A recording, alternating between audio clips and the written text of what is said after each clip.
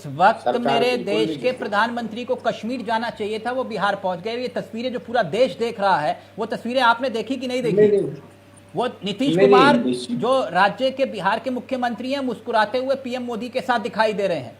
वो तस्वीरें आपने देखी नहीं कि नहीं नहीं देखी? नहीं नहीं, बिल्कुल मैंने देखी, वो तस्वीरें देखी आपने? देखी। जिस वक्त प्रधानमंत्री, कश्मीर में होना चाहिए था मेरे प्रधानमंत्री को, वो बिहार में चुनावी रैली कर रहे हैं। ये आपका ठीक, आप बात कर रहे हैं, लेकिन नहीं बोलिए अगर मैं गलत सवाल कर रहा हूं तो। ये मेरा सवाल नहीं है, इस वक्त पूरे हिंदुस्तान का सवाल है।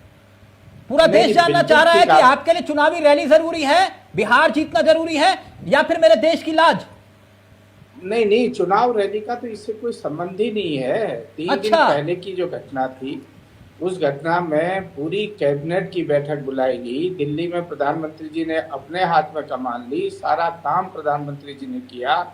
गृह मंत्री जी घटना स्थल पर पहुंच गए, रक्षा मंत्री जी आप ने ये कह रहे हैं चुनावी कार्यक्रम नहीं था ये? नीतीश कुमार वहां पे भाषण दे रहे थे कि हम आपको कभी दगा नहीं देंगे। वो अपनी वफादारी के सबूत दे रहे थे वहां पर मंच से। तिलक और मेरे देश के प्रधानमंत्री मंच से ऐलान कर रहे थे कि हम पाकिस्तान को क्या जवाब देंगे। मतलब चुनावी रैली में वो कह रहे हैं। और प्रधानमंत्री जी जो बात कहते हैं वो दम से कहते हैं, और उस पर रिजल्ट भी आपके सामने देते हैं। आपने उससे पहले के भी उदाहरण देखे हैं, और आज की जो घटना है उससे निश्चित रूप से। तो बता दीजिए पुलवामा का कौन जिम्मेदार था? हमें तो आज तक नहीं पता चला सर कि वो आरडीएक्स कहां से आया था, कैसे आया था, क्यों आया था, कौन लेकर आया था। अगर आपको मालूम है तो बता दीजिए सर, क्योंकि 2014 से पहले तो बीजेपी इस्तीफे मांगती थी कि इस गृह मंत्री ने इतने कपड़े बदले तो उनके इस्तीफा ले लो। और 2014 से पहले इस्तीफा भी हुआ, आप भी जानते हैं। हुआ ना सर, मुंबई हमले में शिवराज पाटिल का हुआ, एनएसए का इस्तीफा हुआ।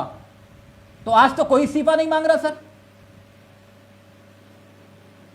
देखिए, कुछ बातों का जवाब व्यक्तिगत रूप से भी दिया जा सकता है, चैनलों में उनको दिया जाना मैं समझता हूँ उचित नहीं होगा। देश की सुरक्षा का मामला है, बड़ा गंभीर मामला है। ऐसे लोग सर व्यक्तिगत रूप से जवाब, मतलब मैं समझा नहीं आपकी बात। फोन पर बताएंगे क्या आप मुझे? नहीं, मैं आप व्यक्तिगत रूप से आपकी और मेरी बात होगी वो अलग चीज है, लेकिन जिस तरह की बातें हैं उन बातों को देखे देश नहीं, व्यक्तिगत रूप से आप मेरे मित्र हैं, मैं बोल रहा हूँ सार्वजनिक रूप से। लेकिन इसका मतलब ये थोड़ी ना हुआ कि आप जवाबदेही से बच जाएंगे। सरकार में आपको जवाब देना है। बच रहा हूँ मैं एक बात बिल्कुल स्पष्ट रूप से कह रहा हूँ। आपने भी देखा कि माननीय गृह मंत्री जी पहली बार देश का कोई गृह मंत्री घटना के 1 घंटे के अंदर घटना स्थल पर पहुंचा। ये सबके सर 1 घंटे में नहीं सर, नहीं 1 मिनट जोशी जी मेरी बात सुनिएगा सर। ये मैं मांग नहीं कर रहा कि गृह मंत्री इस्तीफा दें। आपके बीजेपी के अपने नेता, सर सुनिए ना, बीजेपी सर बताने दीजिए देश को। देश भी ये बात सुने, क्योंकि मैं जानता हूं कि देश की मीडिया में ऐसी खबरें नहीं आती हैं। आपके अपने नेता अमित शाह जी से इस्तीफा मांग रहे हैं, मोदी जी से इस्तीफा मांग रहे हैं। आपके अपने बीजेपी के नेता जानते हैं सर कौन है? मैं उनका सोशल मीडिया एक्स पर लिखा हुआ बयान पढ़ रहा हूं, जो इंग्लिश में लिखा है, अंग्रेजी में लिखा है उन्होंने, उसका तर्जुमा हिंदी में कर रहा हूं। मैं बताता हूं फिर ये कौन है। ये है सुब्रमण्यम स्वामी। ये देखिए आपकी स्क्रीन पर। जवाबी कार्रवाई की मांग करने की बजाय पहले मोदी शाह से इस्तीफा मांगो। चीन, पाकिस्तान, मालदीव, बांग्लादेश पर कई बार इनकी परीक्षा हो चुकी है और दोनों ने आत्मसमर्पण कर दिया। भारत माता का अपमान हुआ। देखिए जोशी जी, ये कोई मामूली व्यक्ति नहीं है स्वामी जी। पूर्व कैबिनेट मंत्री, 6 बार के सांसद रह चुके हैं, बीजेपी के नेता हैं, खुलकर बोल रहे हैं, कह रहे हैं इस्तीफा दो पहले मोदी और अमित शाह का।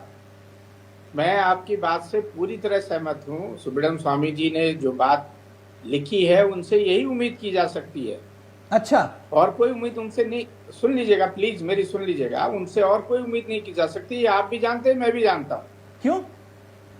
उनसे हम कोई और उम्मीद नहीं कर सकते हैं। वो यही कहेंगे, निश्चित रूप से कहेंगे। नहीं, एक मिनट, आपने कहा कि हम उनसे कोई और उम्मीद कर नहीं सकते। वो आपकी पार्टी के नेता, निकाल दीजिए ना बाहर उनको पार्टी से, पहली बात। और दूसरी बात ये, ना आपके पास अगर गृह मंत्रालय के पास ED, CBI, income tax, IT, सारी खुफिया जांच एजेंसियां, ये सारी विपक्ष के नेताओं के पीछे लगाने के लिए है। वो क्या गलत सवाल उठा रहे हैं कि आप विपक्ष के नेताओं के पीछे लगा दीजिए सारी एजेंसियां? किसी भी विपक्ष के नेता के पीछे या किसी भी विपक्ष के नेता के खिलाफ अनैतिक रूप से कोई कार्रवाई नहीं हो रही है और किसी का शोषण नहीं हो रहा है। जिसकी जैसी करनी है मथुरादत्त जोशी जी, वो उसको भरेगा, सर भरेगा। ये सारी बातें लिंक्ड हैं कि भाई जब आपके पास खुफिया एजेंसियां इनपुट्स नहीं थे या थे तो फिर क्या एक्शन लिया आपने है? तो फिर इसमें गृह मंत्रालय की कोई जिम्मेदारी नहीं बनती, आप ये कह रहे हैं? नहीं, बिल्कुल बनती है। मैं कहाँ कह रहा हूँ अगर जिम्मेदारी नहीं बनती तो माननीय गृह मंत्री जी 1.5 घंटे 2 घंटे के अंदर आपकी बात मान लें, स्पॉट पे पहुंचे ना, ये तो आप भी मानते हैं ना। अच्छा, तभी पहले शिवराज पाटिल का इस्तीफा होता था, पूर्व एनएसए का इस्तीफा होता था, आपकी सरकार में किसी का इस्तीफा नहीं होता। शिक्षा मंत्री पेपर लीक होते हैं तो जिम्मेदार नहीं। जोशी जी, ये कौन सी सरकार है कि शिक्षा मंत्री पेपर लीक होते हैं तो जिम्मेदार नहीं, रेल हादसे होते हैं तो रेल मंत्री जिम्मेदार नहीं, देश में आतंकी हमले होते हैं गृह मंत्री और रक्षा मंत्री जिम्मेदार नहीं? तो किसकी जवाबदेही और जिम्मेदारी है सर? किसी की तो जवाबदेही जिम्मेदारी होगी, या ये वो जनता की जिम्मेदारी जिन्होंने आपको चुना है? तिलक जी, आपने देखा होगा कि जनभावनाओं के अनुसार ही कार्रवाई हुई है। जहां इस्तीफे की जरूरत पड़ी है वहां इस्तीफा भी लिया गया है।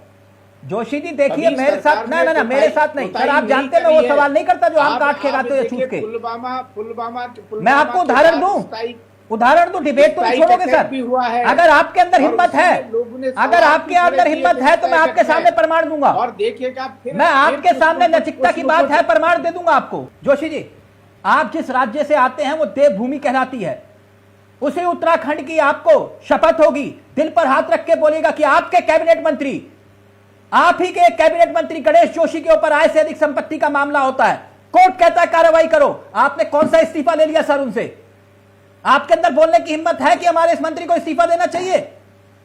तिलक जी, मैंने कुछ बातें आपको निवेदन ये भी किया कि कुछ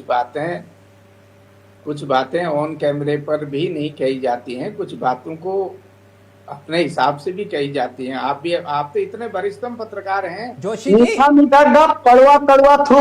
जोशी जी, ऐसा कुछ नहीं है। देखिए, मैं उनमें से नहीं हूं कि जो भ्रष्टाचार पर आंखें बंद कर ले, और आपके मंत्री पर भ्रष्टाचार के आरोप लगे तो मैं नाम भी ना लूं उनपे। ये आपकी मजबूरी हो सकती है सर, ये आपकी मजबूरी हो सकती है, ये मेरी मजबूरी नहीं है कि आपके मंत्री के ऊपर महाभ्रष्टाचार के आरोप लगे और आपकी सरकार, आपकी धामी सरकार देखती रह गई। मंत्री से नैतिकता के आधार पर इस्तीफा तक नहीं मांगा गया। भ्रष्टाचार के आधार मेरी आपको गणेश जोशी के ऊपर गंभीर आरोप, आप नैतिकता की बात कर रहे हो सर? मेरी बात तो सुन लीजिए, मेरी बात भी तो सुनेंगे मान्यवर।